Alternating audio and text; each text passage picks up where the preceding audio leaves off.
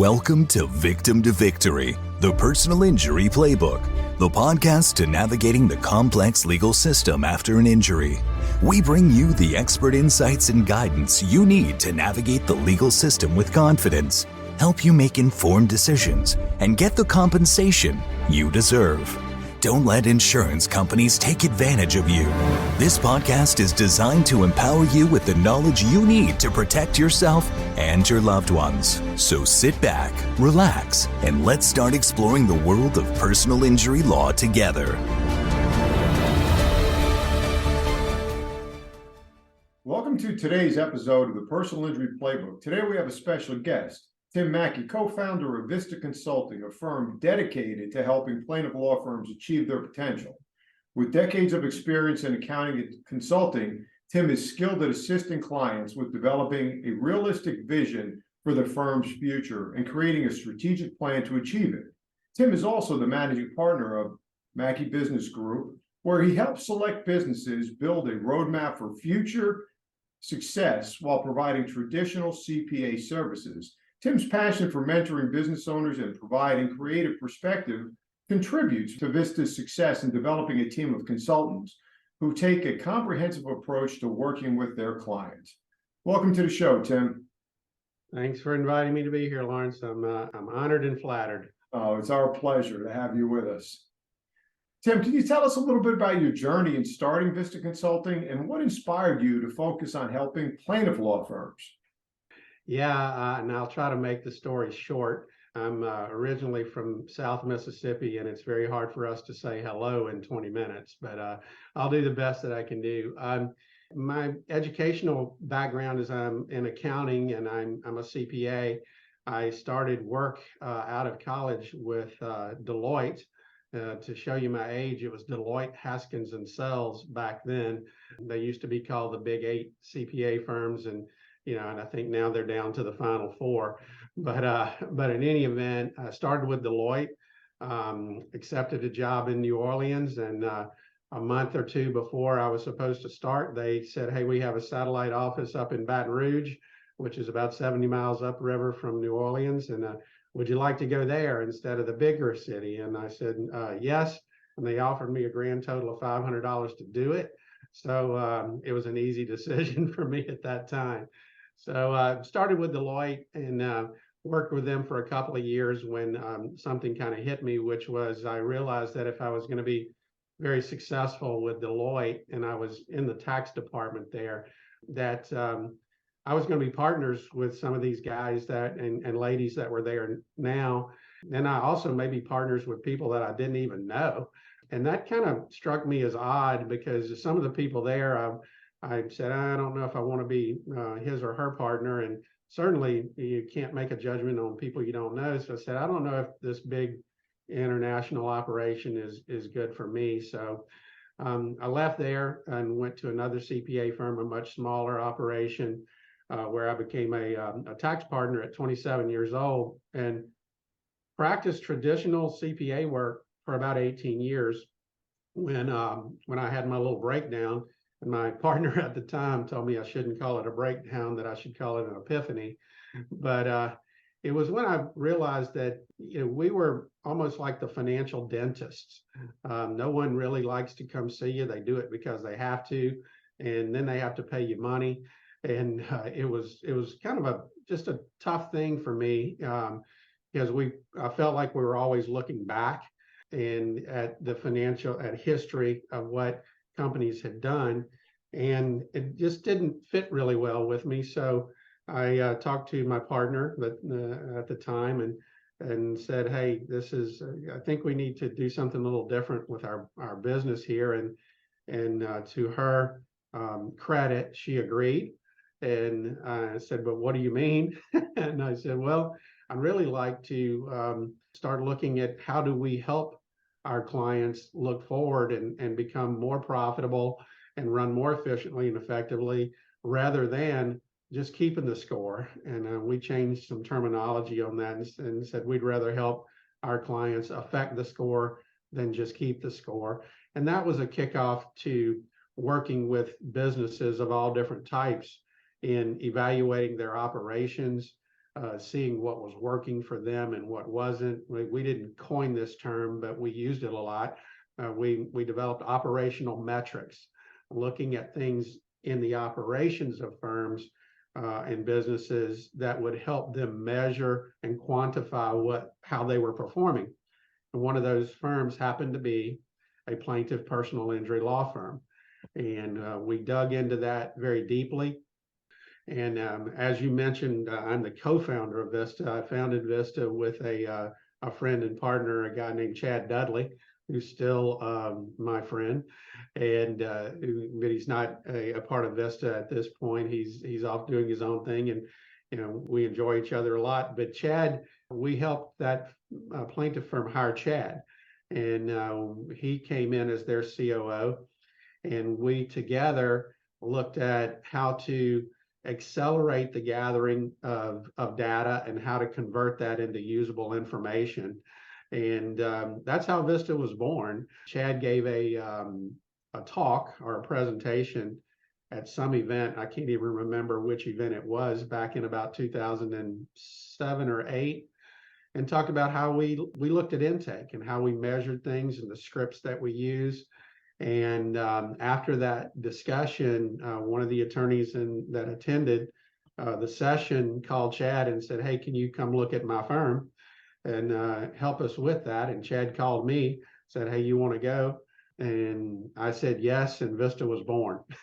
So that's how it came about. I wish I could tell you that everything was planned down to the T, and we followed a very regimented progression toward this, but it didn't happen that way. It was, one client after another, one step at a time, and developing what we do and kind of practicing what you preach, if you will, developing systems and processes to deliver our services. So that's a long answer to a pretty short question, but that's how Vista was born. Well, after Vista was born, you've represented several clients over the last decades.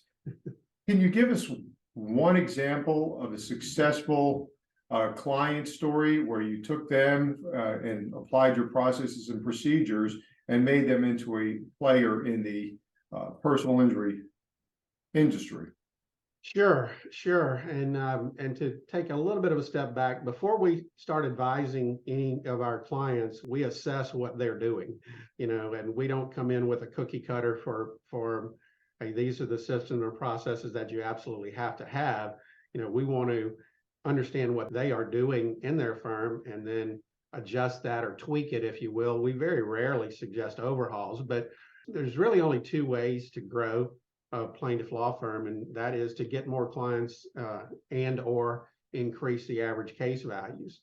And so we concentrate on the intake process a lot, which obviously is the get more cases part, helping the firms develop a system, looking at and measuring such things as how many leads are you getting? Of those leads, how many do you want? And of those wants, how many do you convert? And once you start measuring those things, and when we come into a lot of firms, the owners will tell us, "Oh, we get every case we want." Have you measured that? No, we haven't.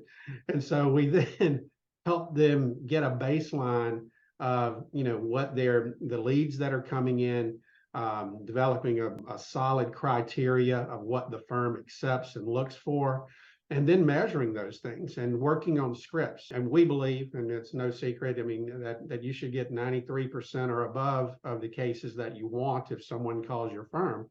And if you're not getting that, we start looking at, okay, is it the scripts? Is it the person that's answering the phone or responding to a lead? It used to be all telephone. It's not that anymore. So responding to leads, how does that work in your firm? And once you get a baseline and start measuring and then tweaking some of these procedures, we have seen that firms that are getting maybe in the 80% of the cases that they want, getting it up to 93 or above, it's a big deal, because you take that, if that 80 to 93 is, I'm just pulling the number here, 10 additional cases a month times an average fee of $10,000, or even if it's $5,000, 10,000 times 5, $50,000 a month, that's $600,000 a year in additional revenue for simply having a better system and processes. And I can't stop there, because if we talk about getting cases, getting more cases, then how do you increase the average fee on those cases? First of all, do you know the average fee, Mr. Law Firm owner? And sometimes they do, sometimes they don't. But if they don't, we first have to get a baseline.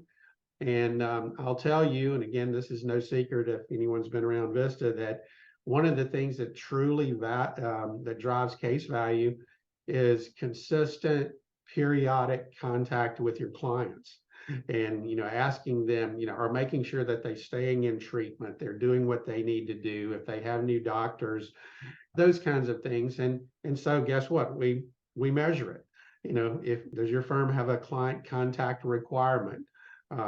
If it does, is it being followed, and how is it being followed, and how are you measuring that? So again, that you ask about, have we had projects that were successful? The answer is yes, because just about every firm can increase their conversion rates on their intake side from leads that they're already getting, and they can increase average case values with some tweaks here and there. And the major one, honestly, is that client contact. And of course, having the right attorneys on the right cases and those kinds of things. And we ask those questions and help our clients create those systems and to get the cases to the right people and to increase that case value. So I hope that's, again, a long answer to a pretty short question. No, and that's great. And I think one of the most important things you just explained is how important it is for plaintiff law firms and the lawyers to speak with their clients frequently. And that should develop some empathy and help you understand your client more. And it also keeps them in line and in touch with how the process of a lawsuit progresses, and they don't feel in the dark, and they're more willing to open up. So I think that's very important for law firm owners and plaintiff lawyers to understand. Absolutely, Lawrence. So one thing that we talk about with our clients too is that having them explain what the process is of their case, that the lawyer should explain that to the client, because sometimes we forget that, hey, we've seen hundreds of cases or maybe even thousands of cases, but that client, this may be the first time they're going through something like this, and they do need to feel that empathy and to have someone speak to them in layman's terms about how this process works and developing a relationship. I'm a strong believer that relationships are the most important thing, not just in business, but in our lives. And paying close attention to them is very, very important. And I'm sure you run into several law firms that really do not have a clear vision for the future. So how do you balance your technical knowledge as well as your financial reporting and your vision all in one? It's kind of a tough question, but I'll tackle it. If I had my druthers, I would rather a firm have a vision very early in its operation. In other words, what do we want to be? What type of firm are we? Are we going to be a firm that specializes in automobile crashes, in 18-wheeler crashes? Are we a premises liability type firm? What are we going to work in mass torts at all? Having a vision and knowledge of what you want to be in the beginning really helps set the stage for the type systems and processes in the matriculation, if you will, of cases through the firm, and also the financial needs and criteria that the firm has. Now, but I will tell you, sometimes it's rare that we go into a firm, that firm may have been in existence 10 years, and they can be doing very, very well, but they haven't really thought about the next 3 years, where they want to be financially, or should they be in different practice areas or new practice areas. Times are changing in the legal profession. I believe that we're going to see some consolidation and that kind of thing coming up in the future. So having the leaders of firms really think about what they want to do and be into the future, and then really thinking about the roadmap to get there. And I want to contrast two words here. One is the vision meaning this is what I want to be in 3 years. And then sometimes we have mission statements, and they can be a little confusing, but the mission statements should simply state, these are the things we need to do that's going to raise the batting average of us getting to that vision. So it's important, in my opinion, to have a vision. We spend a lot of time at Vista trying to, make sure that we are adapting to what we see in the marketplace and delivering the highest quality services and the new things that are coming up in the industry to our clients. And then that affects what our steps are. That affects how we spend our money internally to invest into potential new projects. So it ties together very well, and I think it's very important to talk about vision. I'm going to give you only one quote here.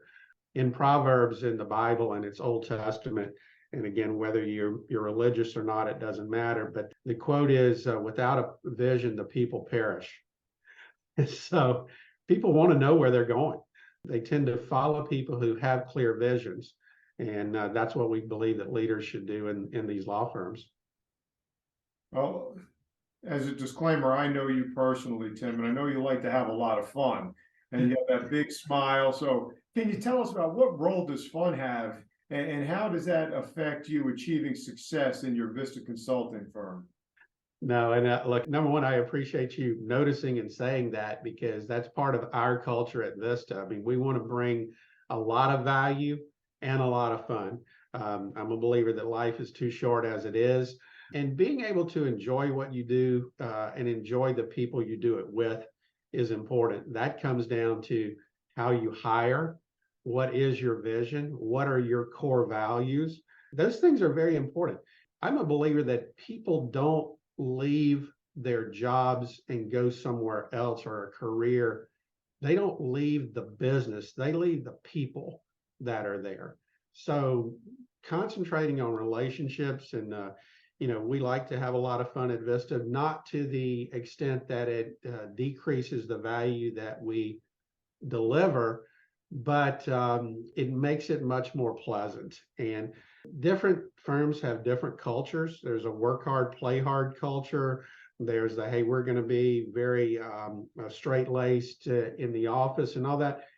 I'm not trying to say that, our perspective is exactly right. There's always more than one right answer. But I do believe that leaders who create an enjoyable environment for their team members, then the team members will create an enjoyable experience for the clients. And that's why we do what we do, along with the fact, life's too short and fun is a part of it. I think that's why we're here. So. I would agree. Now, going back to a little bit of business, and I like your term, a blinding flash of the obvious. Well, what does that actually refer to? Oh, gosh.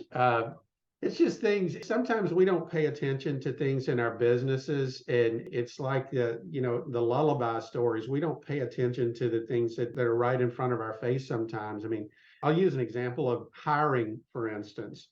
I would think that most business owners and leaders and managers know that taking your time when you're hiring for a specific position, outlining what the job description really is, creating a scorecard for that position and saying, hey, this is how this person is going to be measured in that job, interviewing specifically for the skills and attitude that fit that job. Those things, quite honestly, are common sense.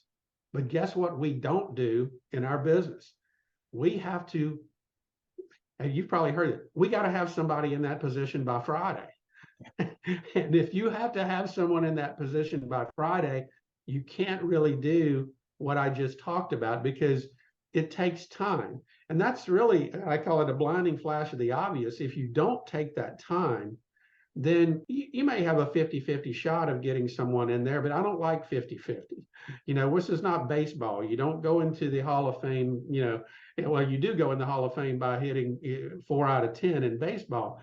But in business, I want to increase that batting average to much greater than 500. Let's do the things that we need to do in each situation to put ourselves in the place of most potential to have success in whatever it is that we're doing. So I would think that most business owners, they intuitively know that. but we don't act on it. So that's what I mean by this is a blinding flash of the obvious, guys. We've got to interview like hell. We've got to get these job descriptions in place. We've got to know what we're looking for. We can't just take the first warm body that walks in the door. And again, I could apply that to lots of different areas in law firms, but that's what I mean by blinding flash of the obvious. You mentioned earlier about how legal industry is evolving and you expect a lot of consolidation. How is that going to change the consulting industry for you and Vista? Oh, it's going to increase our job. We're going to make so much money you can't stay. We're just keeping our eye on it, Lawrence, truthfully, because you know that the new guidelines or the bar rules in Arizona have changed where there can be non-lawyers that actually own law firms in that state. That is also allowable in Washington, D.C. There's several other states that are looking at that right now, which can open up the industry to more of a more business-like approach to the practice of law, even though that's what we teach in Vista. I believe that more states, you know, it might be a domino effect, and more states will follow this, but that's not the only thing that's changing. We have an aging population. Lots of our clients are older, like me. I'm 62. They're aging and trying to figure out, okay, what do I do with this business that I have built? So there are now, it just seems more than ever, and we're hearing a lot more than we're actually seeing a buzz about firms acquiring other firms or firms being acquired. You know, so I think that this industry is evolving. We've seen in the banking industry, in the healthcare industry, and even in the conservative CPA industries, lots of consolidations. Management companies coming in and helping manage the business side. In the law side, it's a little bit tricky because there's so many ethical rules. And that's the concern that, hey, if we get business people in here, our ethics go out the window. But I'm sure you don't know a lawyer who hasn't followed ethics, right? So we can go over all those things. I just think that the landscape is changing. And, you know, as far as how it affects consulting, honestly, it is something that could be good for us just because we're in a position to talk to and see lots of law firms across the country. We've had people contact us about helping them develop their firm so it will be sellable. And you know, again, that's just good business processes and systems. And there's some other things that go into that. We've had some larger firms contact us and say, hey, if you know anybody that wants to sell, we're on the buy side. So we're hearing those things. And of course, we want it to be a win-win if a transaction does occur. And we've helped some of those happen by being advisors on one side or the other, and in one case, both. So that's what I see. And I think that this industry is ripe for disruption, and I think it's coming. So how do you balance the financial and operational needs of a personal injury law firm with the sensitive nature and the emotional nature of that work? First of all, you don't ignore the financial side of things, you know, whether we want to believe it or not. And we have some clients who say, hey, we're really not a business, we're a law firm, we're practicing law. Well, in any business, any type operation, if you're not profitable, then you can't stay in business and you can't deliver the high quality services to your clients. You have to be profitable. You know, to us, profit is not a bad word. It's not like the owner is going to take all the money and, you know, go set their hair on fire in Jamaica or whatever it is they want to do. Is that money generally gets reinvested into more people so they can serve more clients who actually need these services. So it's imperative, in my opinion, to have sound financial practices within law firms, and I'll say in every business, but within law firms, because without that profit, without it working, you can't stay in business and keep delivering those services. Part of that reinvestment is in how to be a better lawyer. You know, I went to a conference in San Diego about a month ago that was both about the business of law, and there was also breakout sessions about how to take a better, how to be better in taking depositions, the things to look for, the traps. So investing in those type things, it takes money to do that. It takes money to get better.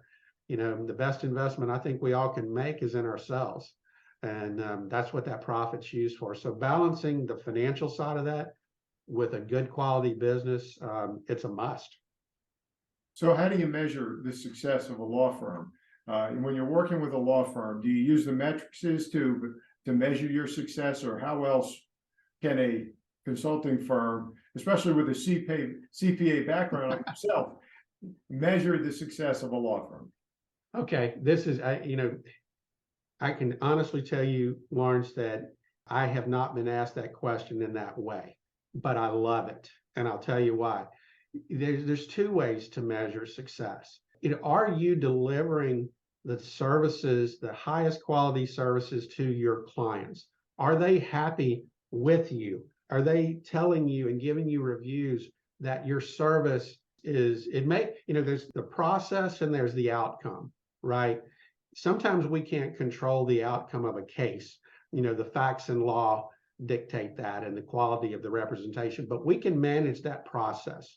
We can make sure that we pay attention to that client. We give them, I say, well, they're not comparing your firm to just another law firm. They may not even know another law firm. They're probably comparing you to Disney or to Zappos or someone who has very high quality service. So the measurement of the process, and you can get that through reviews and talking to your clients, the measurement of the outcomes, what were you looking for in your cases and what did you actually achieve? That's on the client facing side. So there's measurements there. Yes. On the financial side is, are we profitable? And what are your targets? And if you're again around Vista a lot on the financial side, you hear us talk about budgeting and projecting, and people say, oh, we can't do that in law firms. We don't know what's going to happen. Well, you don't, but if you don't aim at something, what is it, the term, if you aim at nothing, you hit it with amazing accuracy. So we want to have targets for our clients on the financial side, and we help with those things. We work with our clients to help them on the measurements on the business side, which is the process and the outcome for the client. And I'll tell you, at Vista, we have 3 KPIs, or key performance indicators, and they're pretty doggone simple. 2 of them are subjective and 1 is objective. The subjective ones are our clients happy? Are they happy with what we're doing, with our process? Are they seeing some result? And actually, that's my job, to take that survey, to talk to our clients periodically. Hey, are we hitting it? And of course, our consultants do that as well. And the last question, always on a phone call or a Zoom or whatever with our clients, is, how are we doing? Are we hitting what you want to hit? Okay, the measurement of that and hearing that is important. So are our clients happy? Number 2 is, can the consultants tell me, as I happen to be the leader, it's hard for me to even say that, but I'm the leader of the group. So can they look at me and tell me, hey, we're doing everything we can to move the needle for these guys. They're picking it up. They're getting it. So 2 subjective things. The third one's pretty simple. Does the client pay their invoice? So, if those things are right, then Vista is moving in the right direction. So we want to help our clients, like you guys, develop, what are your KPIs? What should you look at? And if you can narrow it down to 3 or 4 that are the big ones, those are the ones you watch.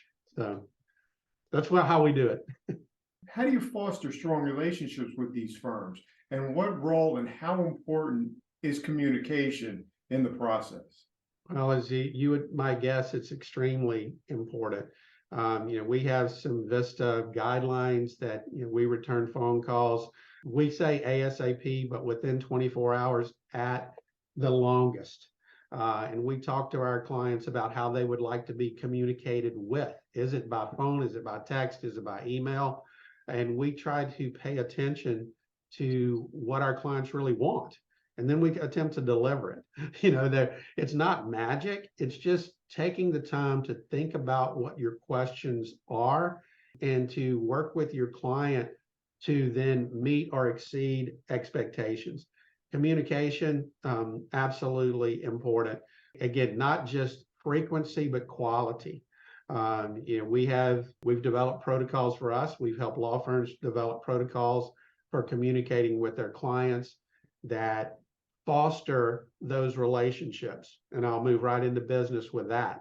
If you can get those relationships right with your clients, they will refer their friends, business associates, and acquaintances to you.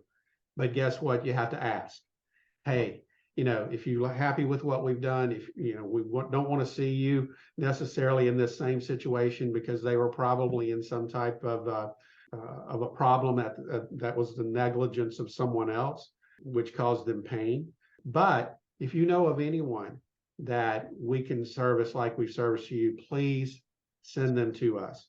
And I'll tell you another it's really not a secret, is that the biggest cases with all of our firms, without exception, the firms that we work with, come from a referral. It doesn't come from billboards, TV, radio, whatever traditional media, SEO, whatever traditional things you're doing. That's good. And I'm not saying you should not do that. But if you're ignoring developing those relationships and then asking your clients, hey, do you send them a birthday card? Do you send them a Christmas card? What is it that you do that keeps your name in front of them? And again, it's all sincere. You want the best for them, but you're also a business. So you want them to refer to you. Communication, intentionality on those type things it's paramount in running a great business and delivering great service. And that's what we're all about. It's not pixie dust, it's work. And now, most importantly, to somebody who's a victim of a personal injury incident, what should they be looking for when they're looking to choose a law firm to represent them for their injury?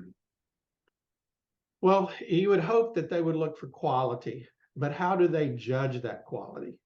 It's difficult. Most of our experiences, some potential clients call someone that they've seen through additional advertising because that advertising or that those commercials were so good that it began developing the relationship. I still believe it's all about relationship, but they have to know you first. Okay. I don't believe in the McDonald's approach where, they want to get as many people as they can, but the quality of their food is not that great. We want to hit it on both ends. Okay. We want to have great advertising and marketing that is sincere. And again, going back to the best of which is what we call client relations and reaching back to the people that have come through, but also through any other type media, because that's what the client, I believe, are looking for, someone that they can trust to handle a very serious matter that they probably didn't want to be in to begin with. So someone that has empathy and those type of things. And that's the judgment that you're hoping that you can influence their judgment by whatever that interaction is. And it actually starts with that. Well, it starts with possibly marketing, but then when the phone call comes, that person is the most important person in the world. You're empathetic, you're gaining information, you're giving them confidence that they have called the right place. And that's all a system and a process. And by the way, the steak has to be good. It can't just be a lot of sizzle. So you have to have good lawyers. You have to be able to know how to practice law well. Even though that's not our area, we're confident that you guys in those firms have the quality, education, and experience to deliver those services. Our job is to help you do it more efficiently and effectively. So again, long answer, but that's what we believe. No, and Tim, I really appreciate your time here. Again, this is Tim McKey from Vista Consulting. Thank you so much, Tim. Thank you. Again, I'm flattered and honored to be here. All right, thanks for that. All right. Thank you for tuning in to Victim to Victory, the Personal Injury Playbook. We hope you found today's discussion insightful and helpful as you navigate the complex legal system. If you or someone you know suffered from a personal injury, don't hesitate to reach out to us at 1-800-489-0004. Our team is here to help take you from victim to victory. Remember, taking legal action after a personal injury is a critical step in protecting your rights and securing your future. So don't wait. Make the call today and let us help you fight for the compensation you deserve. We'll be back next week with more expert insights and information. This podcast is intended for informational and educational purposes only and should not be considered legal advice. The content of this podcast is based on the laws and regulations of the United States and may not be applicable in other jurisdictions. Additionally, any information shared on this podcast is not protected by attorney-client privilege or any other type of confidentiality. Remember, this podcast is for informational and educational purposes only and should not be considered legal advice.